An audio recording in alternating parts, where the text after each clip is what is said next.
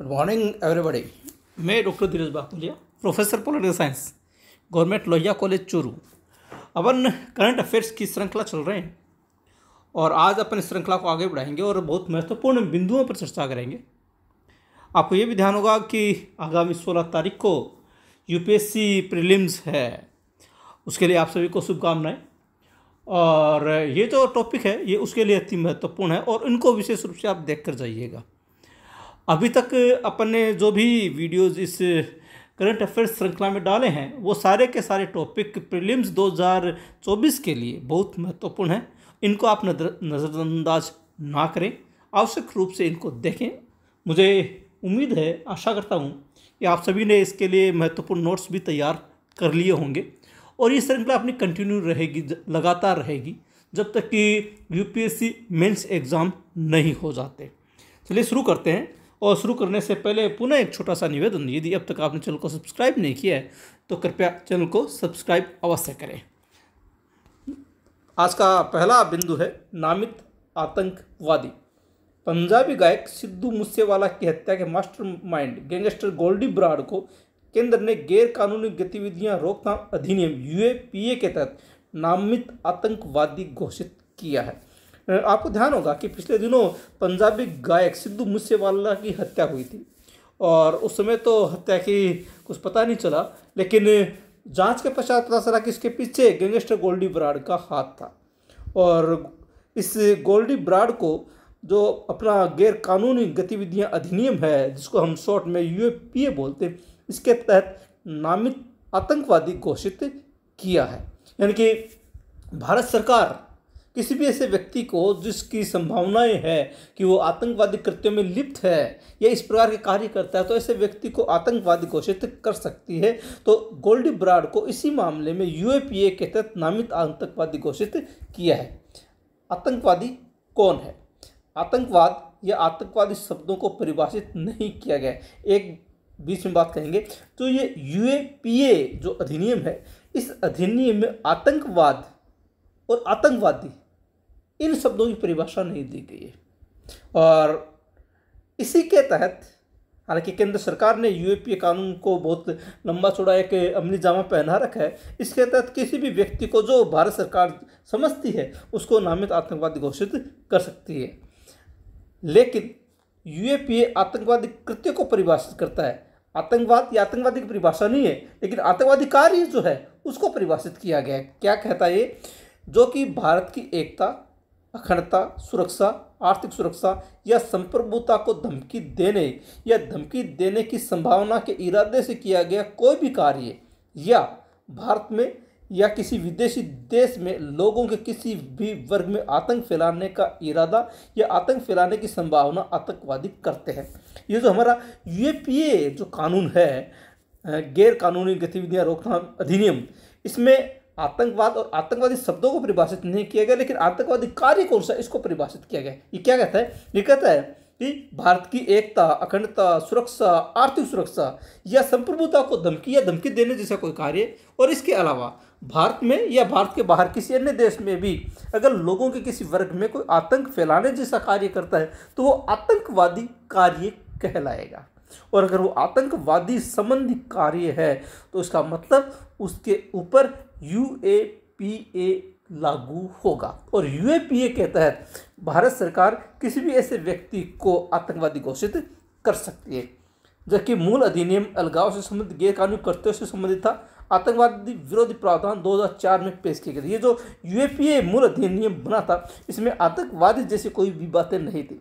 ये केवल अलगाव से संबंधित था। जो अपन जम्मू कश्मीर के मामले में देखते हैं, अलगाववादी नेता हुआ करते थे जो अलगाव पैदा करने के लिए जाने जाते थे, ये यूएपीए उनको ध्यान में रखकर बनाया गया था। लेकिन 2004 में आतंकवादी गतिविधियां बढ़ने के कारण से आतंकवादी विरोधी प्रावधान भी इस अधिनियम में शामिल किए गए थे।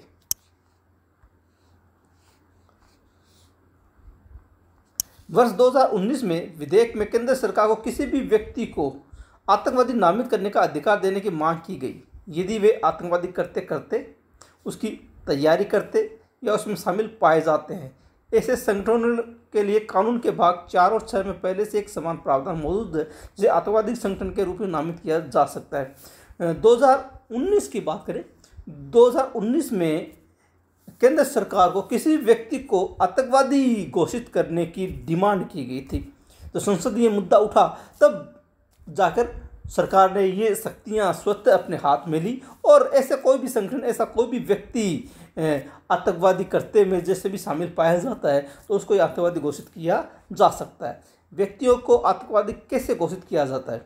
केंद्र सरकार आधिकारिक राजपत्र में एक अधिसूचना के माध्यम से किसी व्यक्ति को आतंकवादी के रूप में नामित कर सकती है और उसका नाम यूएपीए की 4थी अनुसूची में जोड़ सकती है।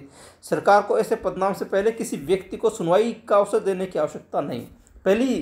पहला कार्य क्या होगा? अगर किसी व्यक्ति को आतंकवादी घोषित किया जाता है तो भारत सरकार को गजट नोटिफिकेशन जारी करना पड़ेगा, यानी कि राजपत्र में एक अधिसूचना जारी करनी पड़ेगी और उस अधिसूचना में किसी भी व्यक्ति को, जिसको भी वो समझती है कि वो आतंकवादी कार्यों से जुड़ा हुआ है, किसी भी व्यक्ति को आतंकवादी के रूप में नामित कर सकती है। अगर वो आतंकवादी के रूप में नामित करती है तो यूएपीए, जो अभी गैरकानूनी रोकथाम अधिनियम की अपन बात कर रहे हैं, यूएपीए की 4थी अनुसूची में उस व्यक्ति का नाम जोड़ना होगा। और दूसरी महत्वपूर्ण बात यह है कि किसी भी ऐसे व्यक्ति को नामित आतंकवादी घोषित करने से पहले सरकार को ऐसे किसी भी व्यक्ति को सुनवाई का अवसर देने का भी कोई नियम नहीं है, कोई आवश्यकता नहीं है। यानी कि बिना किसी व्यक्ति को सुनवाई का अवसर दिए किसी भी व्यक्ति को अगर भारत सरकार ये समझती है तो उसे नामित आतंकवादी घोषित कर सकती है। वर्तमान में दोषी साबित होने तक किसी व्यक्ति के निर्दोष होने की कानूनी धारणा के अनुरूप किसी आतंकवादी मामले में दोषी ठहराए गए व्यक्ति को कानूनी रूप से आतंकवादी कहा जाता है। एक बार अपन बात करेंगे कि हमारा कानून ये कहता है कि जब तक वो दोषी साबित नहीं हो जाता तब तो वो निर्दोष है। हमारा कानून ये कहता है कि दोषी साबित नहीं हो जाता तब तक वो निर्दोष है और उसको मुजरिम नहीं माना जा सकता। लेकिन आतंकवादी मामले में ऐसी बात नहीं है। अगर किसी व्यक्ति को आतंकवादी घोषित कह दिया गया तो वो आतंकवादी है। अब उसके ऊपर चाहे कोर्ट में केस चले, चाहे मुकदमा चले, चाहे कितना भी लंबा समय लगे, लेकिन वो तब तक आतंकवादी कहलाएगा जब तक कि उस मुकदमे का, उस केस का फैसला नहीं हो जाता। भारतीय कानून क्या कहता है कि जब तक फैसला नहीं हो जाता तब तो वो निर्दोष है। लेकिन आतंकवादी कानून क्या उल्टा कहता है? वो ये कहता है कि जब चाहे कुछ भी हो, अगर एक बार घोषित कर दिया गया तो आतंकवादी है। भले आप बाद में कोर्ट में लड़ते रहो और भले ही आपको कोर्ट ने बाद में बरी कर दिया और आतंकवाद की परिभाषा से बाहर निकाल दिया हो, लेकिन तब तक आप आतंकवादी माने जाएंगे। जबकि आतंकवादी गतिविधियों में शामिल होने के संदेह वाले लोगों को आतंकवादी आरोपी कहा जाता है। एक तो जिसको आतंकवादी घोषित कर दिया वो तो आतंकवादी कहलाएगा, लेकिन अगर कोई व्यक्ति संदिग्ध है, उसकी गतिविधियाँ संदिग्ध है, ऐसा लगता है कि वो आतंकवादी गतिविधियों में शामिल है, तो उसको आतंकवादी नहीं बल्कि आतंकवादी आरोपी कहा जाएगा। ये थोड़ा सा अंतर है। वर्ष 2019 के संशोधन ने यह स्थापित करने के लिए आवश्यक सबूत के मानक को स्पष्ट नहीं किया कि कोई व्यक्ति आतंकवादी गतिविधि में शामिल है या शामिल होने की संभावना है, यानी कि वो आवश्यकता भी नहीं है कि उसके संबंध में ऐसे कोई सबूत मिले। अगर भारत सरकार को ये लगता है, उसकी गतिविधियों से ये लगता है कि वो आतंकवादी कृत्यों में शामिल है, तो ऐसे व्यक्ति को आतंकवादी घोषित किया जा सकता है। क्या होता है जब किसी व्यक्ति को आतंकवादी घोषित कर दिया जाता है? संयुक्त राष्ट्र द्वारा किसी व्यक्ति को वैश्विक आतंकवादी घोषित करना यात्रा प्रतिबंध, संपत्तियों को जब्त करने और हथियारों की खरीद पर प्रतिबंध सहित प्रतिबंधों से जुड़ा है। हालांकि 2019 के संशोधन में ऐसा कोई विवरण नहीं दिया गया। ये बात है, संयुक्त राष्ट्र संघ अगर किसी व्यक्ति को आतंकवादी, वैश्विक आतंकवादी घोषित करता है तब क्या होता है? तब वो विश्व में कहीं पर भी यात्रा नहीं कर सकता, उसके ऊपर यात्रा के पूरे प्रतिबंध लागू हो जाते हैं, यानी कि एक देश से दूसरे देश में वो नहीं जा सकता। दूसरा, किसी भी देश में अगर उसकी संपत्ति स्थित है, मान लीजिए पाकिस्तान का आतंकवादी है और मान लीजिए कि उसकी संपत्ति सऊदी अरब में है, तो वो संपत्तियां उसकी जब्त हो जाएगी। विश्व के किसी भी देश में उसकी भी चल अचल जो भी संपत्तियां हैं वो सारी की सारी संपत्तियां जब्त हो जाएगी और साथ ही वो कहीं पर भी किसी भी देश में किसी भी प्रकार के हथियारों का क्रय यानी खरीद नहीं कर सकता। उन सब चीज़ों पर प्रतिबंध रहेगा। लेकिन हमारा जो कानून है यूएपीए, जिसमें 2019 में संशोधन किया गया, इन संशोधन में आतंकवादी घोषित करने के पश्चात क्या होगा इसके बारे में कुछ भी नहीं लिखा गया है। जैसे संयुक्त राष्ट्र तो स्पष्ट रूप से कहता है कि ये होगा, लेकिन हमारा यूएपीए जो कानून है वो इस बारे में कोई भी क्लियरिफिकेशन नहीं देता कि अगर किसी को आतंकवादी घोषित कर दिया जाता तो उसको क्या होगा। ये सरकार पर निर्भर है कि वो सरकार उसके विरुद्ध क्या कदम उठाती है। संशोधन ने केंद्र को किसी व्यक्ति द्वारा आवेदन करने पर अनुसूची से नाम हटाने की शक्ति भी दी है। यदि आतंकवादी घोषित किए गए किसी व्यक्ति द्वारा दायर आवेदन सरकार द्वारा खारिज कर दिया जाता है तो उन्हें आवेदन खारिज होने के 1 महीने के भीतर समीक्षा करने का अधिकार। यानी कि किसी व्यक्ति को मान लीजिए आतंकवादी घोषित कर दिया गया, मान लीजिए यूएपीए कानून की 4th अनुसूची में उसका नाम डाल दिया गया, इसका मतलब आतंकवादी हो गया। अगर ऐसे किसी व्यक्ति को आतंकवादी घोषित कर दिया जाता है तो वो व्यक्ति भारत सरकार के सामने एक आवेदन करेगा, यानी कि अपने ऊपर जो उसमें आरोप लगाया गया है, जो आतंकवादी घोषित किया गया है, इस चीज़ को समाप्त करने के लिए वो आवेदन करेगा। और अगर भारत सरकार ऐसे किसी भी आवेदन को खारिज कर देती है तब भी पुनः खारिज करने की तिथि से 1 महीने तक फिर से उसके ऊपर समीक्षा करने का अधिकार, यानी कि वो व्यक्ति 1 महीने के भीतर अगली दूसरी कार्रवाई कर सकता है, कोर्ट की शरण में भी जा सकता है, किसी समिति के सामने भी जा सकता है। संशोधन के तहत केंद्र सरकार ने एक समीक्षा समिति का गठन किया जिसमें एक अध्यक्ष, उच्च न्यायालय का एक सेवानिवृत्त या मौजूदा न्यायाधीश और 3 अन्य सदस्य शामिल थे। अभी जैसे मैंने आपको कहा कि सरकार ने किसी व्यक्ति को आतंकवादी घोषित कर दिया, जिस दिन आतंकवादी घोषित करता है वो उसके पश्चात सरकार के सामने एक आवेदन करेगा। आवेदन को मान लीजिए सरकार ने खारिज कर दिया तो अब उसके पास 1 महीने का टाइम है, वो पुनः समीक्षा के लिए आग्रह कर सकता है। तो उस समीक्षा के लिए किसके पास जाएगा? एक समीक्षा समिति बनाई गई है और इस समीक्षा समिति में कौन होगा? उच्च न्यायालय के या तो मौजूदा न्यायाधीश होंगे या सेवानिवृत्त न्यायाधीश इसके अध्यक्ष होंगे और 3 अन्य सदस्य इसमें शामिल होंगे। यदि समीक्षा समिति को आदेश त्रुटिपूर्ण लगता है तो समीक्षा समिति को सरकार को आतंकवादी की सूची वाली अनुसूची से उस व्यक्ति का नाम हटाने का आदेश देने का अधिकार होगा।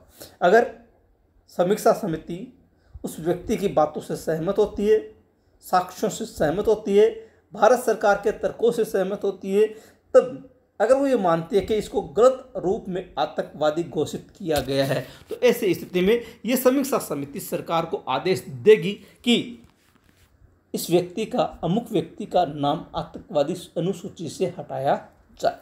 इसके अलावा इन 2 रास्तों के अलावा व्यक्ति सरकार के आदेश को चुनौती देने के लिए अदालत का रुख भी कर सकता है। एक तो पहला तरीका क्या होगा? सरकार के सामने आवेदन करना। सरकार ने यदि आवेदन खारिज कर दिया तो 1 महीने के भीतर वो समीक्षा समिति के सामने पेश हो सकता है और समीक्षा समिति से भी उसको अगर मान लीजिए कि कोई राहत नहीं मिलती है तब वो कोर्ट की शरण में भी जा सकता है। म्यांमार सीमा पर मुक्त आवाजाही व्यवस्था। केंद्र सरकार म्यांमार सीमा पर मुक्त आवाजाही व्यवस्था को ख़त्म करने के लिए पूरी तरह तैयार है। एक बार मैं आपको थोड़ा सा फीडबैक दे दूं। भारत और म्यांमार इन दोनों देशों के बीच में खुली सीमा है और इस खुली सीमा के इधर से उधर, यानी कि भारत के लोग म्यांमार और म्यांमार के लोग भारत मुक्त आवाजाही करते हैं। कोई रोक टोक नहीं है, कोई कहीं भी आ सकता है, कहीं भी जा सकता है। इसको मुक्त आवाजाही व्यवस्था कहा जाता है और इस मुक्त आवाजाही व्यवस्था को 1970 में प्रारंभ किया गया था। तब से लेकर आज तक ये लगातार जारी है। 50 साल से ज़्यादा समय हो चुका है इसको। और अब कुछ ऐसी परिस्थितियाँ पैदा हो गई कि इस मुक्त आवाजाही व्यवस्था को समाप्त करने की तैयारियां चल रही हैं। मैं आपको बता दूं कि म्यांमार ने अपने क्षेत्र से मुक्त आवाजाही व्यवस्था को समाप्त कर दिया है और भारत से उसने आग्रह किया कि वो भी इस व्यवस्था को समाप्त करे। मुक्त आवागमन व्यवस्था क्या है? मुक्त आवागमन व्यवस्था के तहत पहाड़ी जनजातियों का प्रत्येक सदस्य जो या तो भारत का नागरिक है या म्यांमार का नागरिक है और जो सीमा के दोनों ओर 16 किलोमीटर की दूरी पर रहता है, सीमा पार कर सकता है। देखिए इसमें शर्त क्या? मुक्त आवागमन व्यवस्था, आवाजाही व्यवस्था में कि कोई भी नागरिक जो या तो भारत का नागरिक होगा या म्यांमार का नागरिक होगा।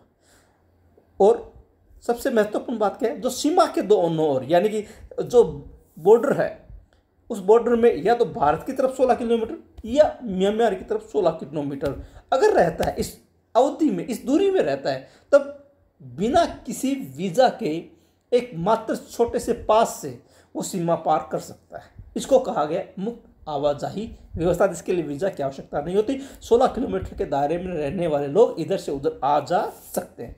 उन्हें केवल एक सीमा पास की आवश्यकता होती है जो आमतौर पर 1 वर्ष के लिए वैध होता है।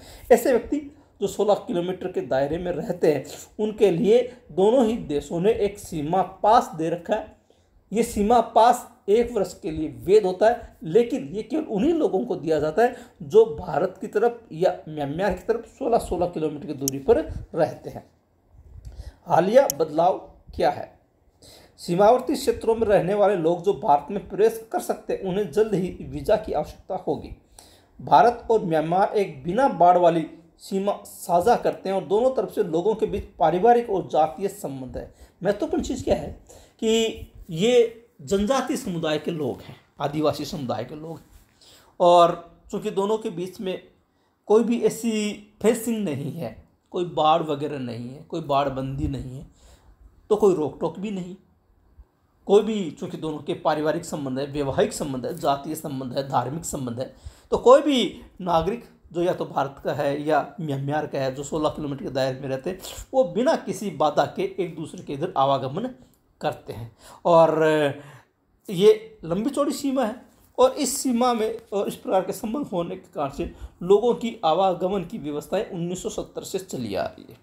जिसने 1970 के दशक में व्यवस्था को प्रेरित किया, इसे आखिरी बार 2016 में संशोधित किया गया था। यानी कि मैंने जैसे आपको शुरू में कहा कि चूँकि इनके आपस में पारिवारिक, वैवाहिक, जातीय आदि संबंध है तो इस कारण से आवागमन चला रहता था। तो बिना किसी रोक टोक के आ सके, क्योंकि एक अंतर्राष्ट्रीय सीमा तो लगती है, बिना किसी रोक टोक के आ सके, इसलिए इस बात को स्वीकार करते हुए दोनों ही देशों ने इस बात को 1970 में स्वीकार कर लिया कि ठीक है, जो लोग 16 किलोमीटर के दायरे में रहते हैं वो बिना किसी वीज़ा के इधर से उधर आ जा सकते हैं। तो एक मामूली सा संशोधन 2016 में किया था, लेकिन मुक्त आवाजाही व्यवस्था इनमें जारी रही थी। एक अधिकारी ने बताया कि यहाँ करीब 300 किलोमीटर सीमा पर बाड़ लगाई जाएगी और अगले कुछ दिनों में इसलिए टेंडर जारी किया जाए। मुख्य समस्या 300 किलोमीटर की है, क्योंकि जगह जगह 300 किलोमीटर का एरिया जो वो तो पहाड़ी एरिया है पूरा, जहाँ आदिवासी रहते हैं वो मुख्य रूप से 300 किलोमीटर है, बाकी तो पहाड़ियाँ हैं, निर्जन स्थान है, कोई नहीं रहता। तो मुख्य समस्या 300 किलोमीटर को लेकर है और उसके लिए बाड़ लगाए जाने की व्यवस्था बहुत जल्द की जा रही है और इसके लिए टेंडर भी जारी कर दिया गया है। ये बदलाव क्यों? मणिपुर सरकार ने 2020 से मुक्त आवागमन व्यवस्था को निलंबित कर दिया है। उन्होंने भारतीय गृह मंत्रालय से भारत म्यांमार सीमा पर मुक्त आवागमन व्यवस्था को रद्द करने और उसकी बाड़ लगाने का काम करने का आग्रह किया। आपको ध्यान होगा पिछले कुछ समय में पहले मणिपुर में बहुत बड़े स्तर पर दंगे हुए थे और रुक रुक कर आज भी जारी है। हालांकि पूरी तरह से दंगे समाप्त नहीं हुए, रुके नहीं। एक बार तो बहुत लंबा चौड़ा मामला उठा था, भारत सरकार को भी हस्तक्षेप करना पड़ा था, वहाँ कानून व्यवस्था की व्यवस्था संभालनी पड़ी थी। भारतीय प्रधानमंत्री, गृह मंत्री ये मणिपुर के दौरे पर रहे थे। बहुत जातीय हिंसा भयानक भड़की थी और इस जातीय हिंसा का सबसे बड़ा कारण मणिपुर सरकार जो है ये मुक्त आवागमन को मानती है। और 2020 में जब ये दंगे हुए थे उसमें मुक्त आवागमन व्यवस्था को मणिपुर सरकार ने निलंबित कर दिया। वास्तव में ये जो भारत म्यांमार की हम जो बात कर रहे हैं मुक्त आवागमन व्यवस्था, ये मणिपुर राज्य से संबंधित है। मणिपुर राज्य में ये मुक्त आवागमन व्यवस्था 16-16 किलोमीटर की दूरी पर है और इसी के कारण से जब ये जातीय दंगे मणिपुर में भड़के थे तो मणिपुर सरकार ने मुक्त आवागमन व्यवस्था को निलंबित कर दिया, यानी कि एक बार के लिए रोक दिया और फिर भारत सरकार से आग्रह किया कि इस मुक्त आवागमन व्यवस्था को हमेशा के लिए रद्द करें और इस इलाके में बाड़ लगाने का कार्य करें। उन्होंने राज्य में जारी जातीय हिंसा के लिए सीमा पार से मुक्त आवाजाही को जिम्मेदार ठहराया। म्यांमार में सेना तख्तापलट के बाद इससे तरह प्रवासियों की आमद बढ़ गई थी। यानी कि ये जो जातीय दंगे मणिपुर में हुए थे, इन जातीय दंगों के पीछे मणिपुर सरकार ने ये तर्क दिया कि इसके लिए ये मुक्त आवाजाही व्यवस्था जिम्मेदार है, क्योंकि म्यांमार में तख्तापलट के पश्चात से बहुत बड़े स्तर पर प्रवासियों की आमद हुई है। यानी कि म्यांमार के लोग प्रवासी के रूप में मणिपुर में आए हैं और उनके बीच में जातीय हिंसाएं भड़की है। वो दूसरी जाति समुदाय से, ये दूसरी जाति समुदाय से, तो इसलिए इनमें स्थिति भड़की है। इसलिए इसको समाप्त करने के लिए ये मुक्त आवाजाही व्यवस्था को समाप्त करने की बात की जा रही है। म्यांमार की भौगोलिक स्थिति, भारत म्यांमार के साथ 1643 किलोमीटर लंबी सीमा साझा करता है जो अरुणाचल प्रदेश, नागालैंड, मणिपुर, मिजोरम राज्य से होकर गुजरती है। यानी कि भारत और म्यांमार की कुल सीमा 1643 किलोमीटर है और ये भारत के 4 राज्यों अरुणाचल प्रदेश, नागालैंड, मणिपुर और मिजोरम, इन 4 राज्यों से होकर गुजरते हुए मुख्य समस्या मणिपुर में है। और ये आवाजाही, जो मुक्त आवाजाही व्यवस्था समाप्त करने की बात है, ये भी मणिपुर के संबंध में है। नागरिकता संशोधन अधिनियम 2019 CAA क्या है, काफ़ी चर्चित रहा था पिछले दिनों। CAA, इसके ऊपर काफ़ी बवाल भी मचा था पूरे भारत में। यह अधिनियम पाकिस्तान, अफगानिस्तान और बांग्लादेश से आए हिंदू, सिख, पारसी, बौद्ध, जैन और ईसाई, लेकिन मुस्लिम नहीं, अप्रवासियों के लिए अवैध अप्रवासी की परिभाषा में संशोधन करना चाहता है, जो बिना दस्तावेज के भारत में रह रहे हैं। देखिए, हमारे आसपास में 3 मुस्लिम कंट्री है, पाकिस्तान, अफगानिस्तान, बांग्लादेश। और वहाँ पर मुस्लिमों के अलावा जितने भी धर्म के लोग रहते हैं, चाहे वो हिंदू हो, चाहे सिख, पारसी, बौद्ध, जैन, ईसाई, उनके ऊपर बहुत बड़े स्तर पर अत्याचार होते हैं। पाकिस्तान में तो हिंदू बहुत कम मात्रा में बचे हैं। इतने बड़े स्तर पर अत्याचार होने के कारण से समय समय पर 1947 से लेकर के वर्तमान तक की बातें कर रहे हैं, समय समय पर इन देशों से ये मुस्लिमों को छोड़कर जो दूसरे धर्मावलंबी भारत में आकर बस गए हैं, जो अवैध अप्रवासी माने जाते हैं, अवैध अप्रवासी, इनकी परिभाषा में संशोधन करने का जो कानून है उसको CAA कहा जाता है। हम क्या कहना चाह रहे हैं कि पाकिस्तान, अफगानिस्तान और बांग्लादेश से आए मुस्लिमों के अलावा जो अन्य समुदाय के लोग हैं, हिंदू, सिख, पारसी, बौद्ध, जैन और ईसाई, जो भारत में अवैध रूप से आए, उनको अवैध अप्रवासी माना जाता है। और उसकी अवैध अप्रवासी की जो परिभाषा है उसमें संशोधन करना वो CAA है। उन्हें 5 साल 11 साल पहले में फास्ट ट्रैक भारतीय नागरिकता प्रदान की जाएगी, यानी कि उन्हें 5 साल में, CAA क्या कहता है कि 5 साल में उनको भारतीय नागरिकता प्रदान की जाएगी यदि उनके दस्तावेज सही है। 5 साल कब? 11 साल पहले। आज से 2014 से 11 साल पहले, 2014 से यानी कि 2024 में 2024 से 11 साल पहले 2014 डेडलाइन थी।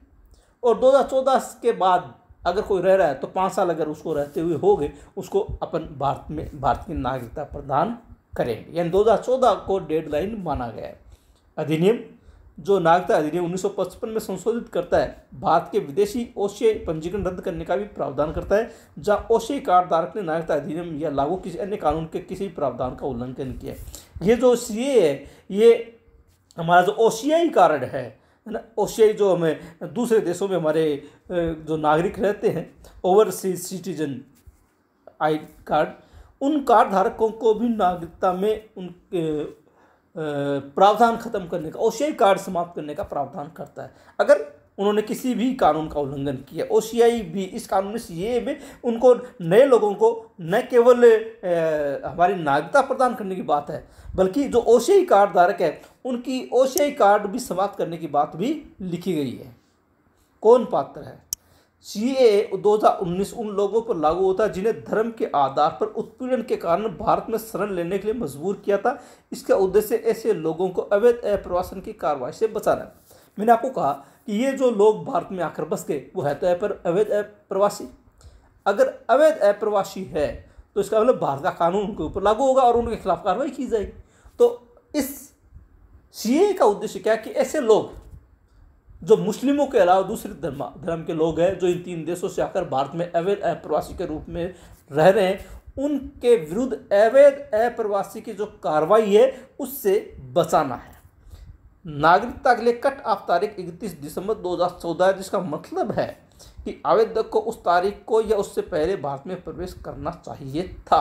अभी जैसे मैंने कहा 2014, यानी कि जो लोग जिनको UAPA के तहत, CAA के तहत हम जिनको नागरिकता प्रदान करेंगे, उनकी डेडलाइन क्या है कि वो व्यक्ति 31 दिसंबर 2014 तक भारत में प्रवेश कर गए हों, भारत में आ गए हों और 31 दिसंबर 2014 से भारत में रह रहे हों।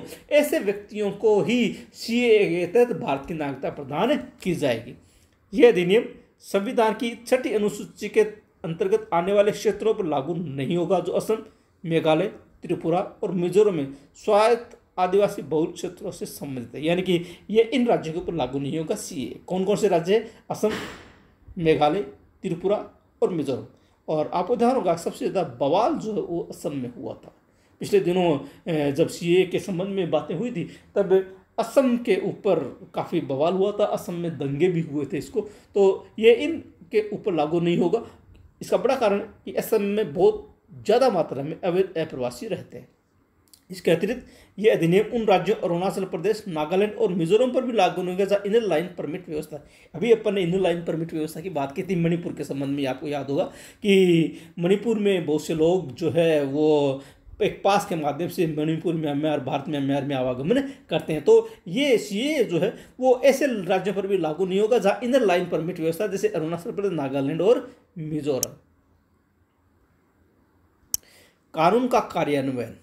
अधिनियम के कानून के नियमों को कभी भी अधिसूचित नहीं किया गया था और यही कारण है कि कानून लागू नहीं किया जा सकता है और सरकार ने नियम बनाने के लिए बार बार विस्तार की मांग की। सबसे बड़ी समस्या क्या है कि आज तक इस कानून के जो भी नियम हैं उनको अधिसूचित नहीं किया गया। सबसे बड़ा मुद्दा तो ये होता है जो भी कानून बनाया जाता है उसको गजट नोटिफिकेशन में अधिसूचित किया जाता है और जब तक आप अधिसूचित नहीं कर देते तब तक वो लागू नहीं हो सकता। और इस कानून को, सीए को, आज तक अधिसूचित नहीं किया गया और इसी कारण से इसको लागू भी नहीं किया जा सकता। इसका एक कारण ये भी था कि सरकार ने बार बार विस्तार की मांग की कि इसके नियम बनाने के लिए हमें समय दिया जाए। कार्यान्वयन में देरी का कारण। कानून पारित होने के तुरंत बाद देश भर में व्यापक विरोध प्रदर्शन शुरू हो गया। अधिनियम के कार्यान्वयन के लिए नियमों के दूषित किया गया और सरकार ने नियम बनाने की बार बार विस्तार की मांग की। जब कानून बना, मैंने आपको पहले ही बताया था, असम में बहुत ज़्यादा इसका विरोध हुआ था, भारत भर में, पूरे भारत में ही, क्योंकि अप्रवासी, अवैध अप्रवासी तो सभी राज्यों में रहते हैं। राजस्थान में भी है, पंजाब में भी है, जम्मू कश्मीर में भी है और हमारा जितना भी अंतर्राष्ट्रीय बॉर्डर लगता है विशेष रूप से पाकिस्तान और बांग्लादेश की तरफ, उन सब में अवैध अप्रवासी। तो सभी राज्यों में विरोध प्रदर्शन प्रारंभ हो गए क्योंकि इसमें एक भाषा ये है कि मुस्लिमों को छोड़कर बाकी को नागरिकता प्रदान की जाएगी, जबकि बहुत बड़ी मात्रा में मुस्लिम भी अवैध अप्रवासी के रूप में रह रहे हैं। अगर वो अवैध अप्रवासी है तो इसका मतलब उनके विरुद्ध तो कार्रवाई होगी, बाकी के विरुद्ध कार्रवाई नहीं होगी। इस कारण से दंगे भड़के और इसी कारण से इसमें अब तक कार्यान्वयन में देरी हो रही। 8 बार विस्तार के बाद सरकार कार्यान्वयन के आवश्यक नियमों के साथ तैयार, ऑनलाइन पोर्टल भी तैयार। अब 8 बार विस्तार मिल चुका है, नियम भी तैयार कर लिए गए, पोर्टल भी तैयार कर लिया गया और पोर्टल के माध्यम से ही आवेदन मांगे जाएंगे, पोर्टल के माध्यम से ही सारी की सारी कार्रवाई की जाएगी, यानी सारी की सारी कार्रवाई जो है वो ऑनलाइन होनी है। तो अंततः सीएए क्रियान्वयन की स्थिति में आ रहा है। तो ये है आज के महत्वपूर्ण बिंदु। मेरे पुनः आपको शुभकामनाएं, इनको अच्छे से आप देखिएगा। अभी यूपीएससी प्रीलिम्स के लिए बहुत महत्वपूर्ण बिंदु है और इनमें से आपको निश्चित रूप से क्वेश्चन मिलेंगे। मेरे ये जो 500 वीडियो है इनको आप अवश्य अच्छे तरह से देख के जाइएगा। और पुनः एक निवेदन, यदि अब तक आपने चैनल को सब्सक्राइब नहीं किया तो कृपया चैनल को सब्सक्राइब करें, लाइक करें, शेयर करें, कमेंट करें। मिलते हैं अगले वीडियो में, तब तक के लिए धन्यवाद।